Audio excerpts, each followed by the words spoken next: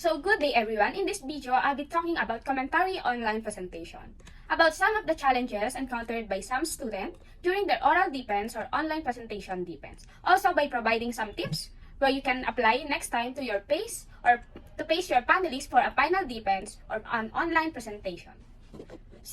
And next is, again, I am Leslie A. Hiron from MEB17 or MEB17. So let's talk about first response in my interview. So about purpose of presentation, response, and tip in online presentation. So the response, today we're going to discuss the interview yesterday. As you can see right now, here is the result that I did today research about the familiarities of parents and guardian about digital technology. And they have dress code like formal attire like this or typical dress code for the research defense. And their defense lasts about 30 minutes. So okay, next is my comment about their online presentation. The researchers need some communication. First is communication. Why? Because by making the public understand what they're doing, they can prevent misinformation. And also from arising and help to sustain support for the research. Second is time management or know their responsibility. Why? Because in a team greater, focus allows you to capture bigger opportunities. It also allows you to spend more time on the project, goals, and people that matter. And the last, third, is teamwork. The last is teamwork. To finish your research, we need teamwork. Why? Show that collaborative problem solving leads to better outcomes.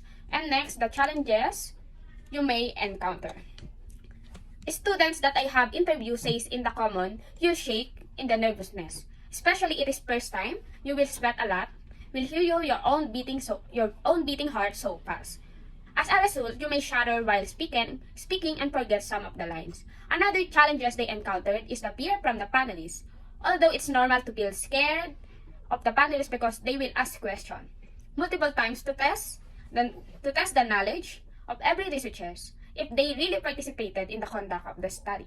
My comment about this, they have communication in every group research. Both these challenges could affect the delivery and the actual performance of the researchers. Why? Take note of these 5 tips that may encounter or based on my preparation is really a key for the successful defense. My 5 tips for doing online presentation is first, tip 1. Know what your study is all about. It's all about read every chapter as much as possible. Think of possible questions that might be asked so that you'll have an idea on what to respond. And tip number 2 is outline important concept by writing it on index card. Why? This will serve as your cheat sheet in case you forget something or it is your script in research defense. And tip number 3 is practice at home. While you are waiting in your online presentation, you can practice your research. So, how you will deliver your lines in more persuasive matters. In that way, panelists will think that you really proofread your study or you really did study your research. And tip number 4 is dress comfortably. Be presentable so that the panelists will have a good impression about you.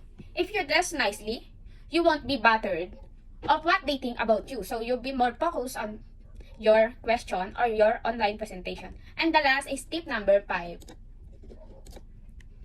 So the tip number 5 is talk with your classmate who already done with their defense. Ask them about the question where they asked to make sure to take note of that. That's it, guys. And I hope you are able to obtain or able to learn some of my tips in this presentation. I wish you all success for your upcoming defense. Good luck!